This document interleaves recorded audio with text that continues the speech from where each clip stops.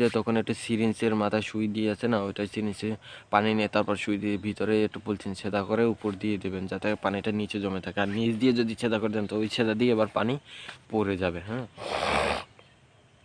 তো ওই পানিটা দেওয়ার পর আপনার মানে পানিটা দেবেন, ঠিক আছে? তো দেওয়ার পর দেখা যাবে যে আপনার ওই পানিটা দিলে আপনার ওই গ্যাসটা আবার পাবে। তো কিছুদিন পর দেখবেন 1-1.5 মাস কিংবা 2 মাস পর দেখবেন ওখান থেকে শিকড় বের হয়েছে, ঠিক আছে? তো ওই গাছটা থেকে শিকড় বের হয়েছে, তো এই শিকড়টাকে আপনি কেটে আনবেন। হ্যাঁ, মানে ধরুন আপনি এখানে কলমটা বেঁধেছেন, ওই যে বললাম না যে 4 আঙ্গুল রেখে তারপর উপরে ছালটা ছেলবেন, তো ওই ওই ওই যেখানে ছালটা ছেলেছেন ওইটার নিচ থেকে আর এই দিকে রেখে দেবেন, এই যে গাছের যে একদম এই আগাটা সহ রেখে দেবেন। তো এইটার আগাটা কিন্তু খুব সুন্দর দেখবেন গিয়ে 3-4টা ডাল বের হয়েছে, ঠিক আছে? এইরকম একটা সুন্দর দেখে ডাল বেছে নিয়ে তারপর সেটা কলম করবেন।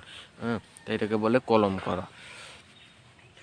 তো মূলত আপনার এইসব এই যে লেবু গাছ যে নার্সারি থেকে যে আমরা যে কিনে আনি, এগুলো কিন্তু সব কিন্তু কলম করাই, কারণ এগুলোতে দেখা যায় যে আপনার ছোট থেকেই ফলন দেওয়া শুরু করে, ওগুলো কিন্তু মূলত কলম করাই। হ্যাঁ, তো আপনার এই যে লেবু গাছটা, ঠিক আছে? তো এইটা কিন্তু কলম করা যাবে।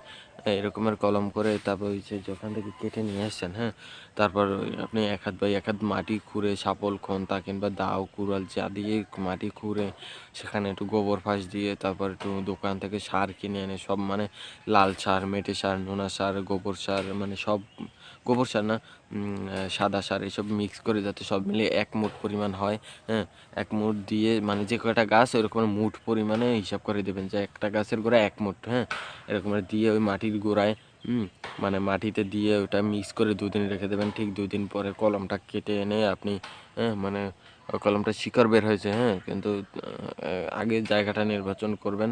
হ্যাঁ, তারপর মাটিটা পরিচর্যা করবেন, ওখানে পরিচর্যা করার পর